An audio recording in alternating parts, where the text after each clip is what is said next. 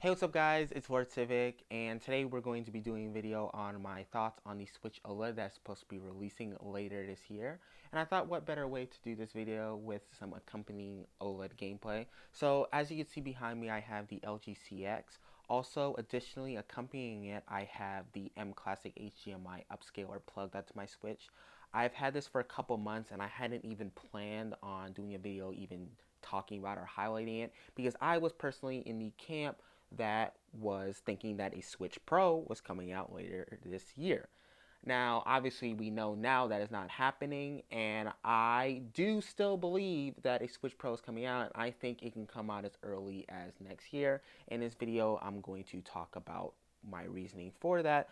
But with saying that, the gameplay that you're seeing here, the Switch OLED is going to look very similar to it, but I will say that it will not have the obvious 4K upscaling that the LG OLED is going to have, and then also the anti-aliasing and the sharpening is not going to look as good as if an M Classic is plugged up to it, but the accompanying gameplay should give you a somewhat good idea of what you can expect the Switch OLED to look like later this holiday season when playing games like Pokemon Brilliant Diamond, Metroid Dread, or even any other older Switch titles or any other Switch titles that are coming out this year and next year.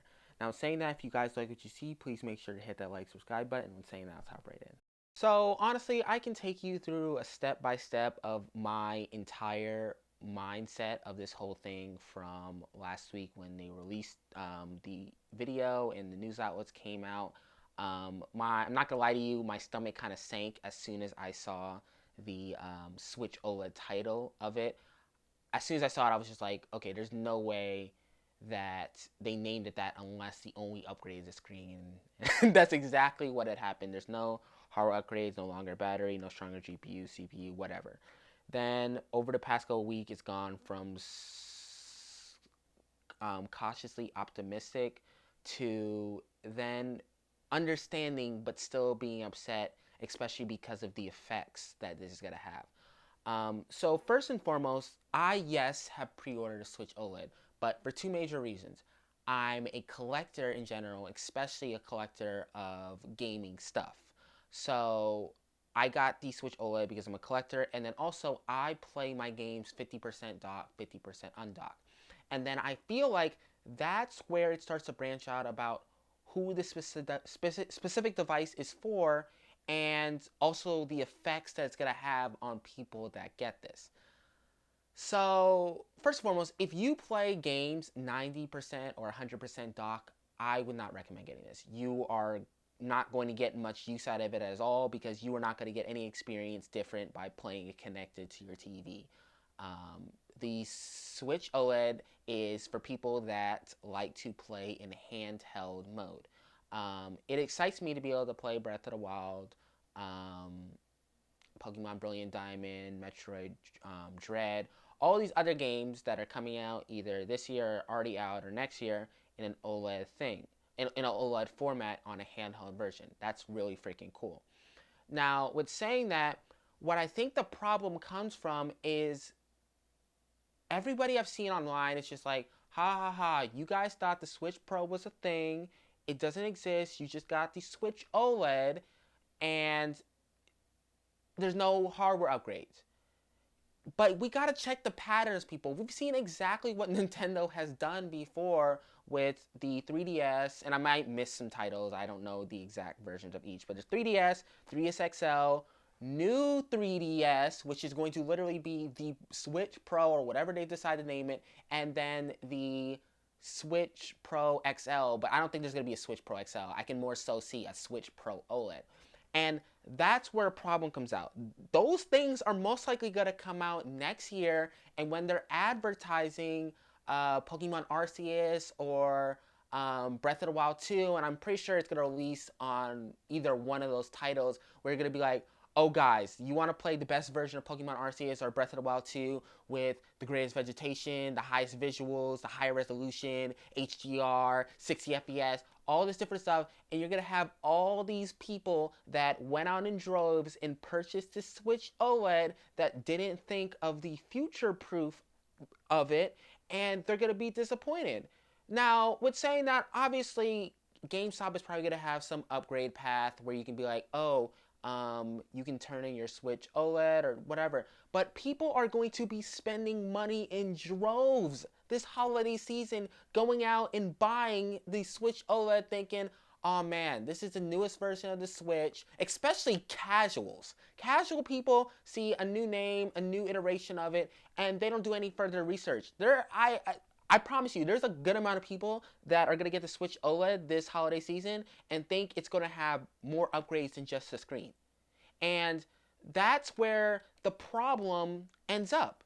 That you have all these people in droves that are going out to buy a Switch OLED and thinking they got the newest, best product, and then as soon as next year, when Breath of the Wild 2 or Pokemon Arceus come out, there's going to be a new version, and then they're going to feel like they have to get the new best thing, or they're going to have buyer's remorse and be like, oh my goodness, I just spent $350 last year on the Switch OLED. I can't afford to get the new Switch that's going to either be $350 as well if there's a price drop, or honestly, I wouldn't even be surprised if the Switch Pro is $400 and then the Switch Pro OLED is like $450. And honestly, I wouldn't even be surprised to see some iteration of a Switch Lite Pro as well. Maybe that can also come in at $350. But that's where the problem lies. That it's not only confusing, honestly, it's not really confusing if you do your research, but it's just like, this is going to have effects on the industry, like, big. And honestly, like, I'm still pretty disappointed because I was super excited. There's been a lot of games like Age of Calamity, other games that I've gotten this year with the intention of playing with the Switch Pro coming out later this year. And I'm not going to lie to you. I was in the boat. I was like, yes, we're going to be able to play Metroid Dread, Pokemon Brilliant Diamond, and Shining Pearl in 60 FPS with HDR and just all this stuff this year. But it's looking like that's going to happen next year. And then also, at the time of doing this video, I'm still doing research on it. I'm going to do a video on it in a bit. The Steam Deck was announced. Another handheld that allows you to play all your PC games, especially when you go to PC gamer already having 150 plus games in my Steam library. That's also another thing people got to think about. Also, I'm not even going to get into that. But like, yeah, there's competition now, and it's just, man, I really wish that we were getting like a Switch Pro. But like, here, this is who I think who the OLED is for. Let me end out the video with this. If you don't particularly care about playing games with the absolute best visuals and you don't mind not playing 60 FPS, and you do not plan on paying $400, $450 for whatever Switch Pro come out, definitely go for the OLED. If you're a collector, which I feel like is a small category of people like myself, definitely get it. If you play games just docked, it's not for you. If you play games all handheld and you haven't gotten anything since the first Switch, yeah, I would definitely say, and you don't plan on getting the Pro next year, honestly, if you got the first Switch and you can hold out and you think you can afford the Switch Pro, I would hold out. But if you just want the newer battery that came in the version 1.5 version of the Switch like a year or two ago, and you want the OLED screen, and you don't care about Pro revision or whatever, I'd say get it.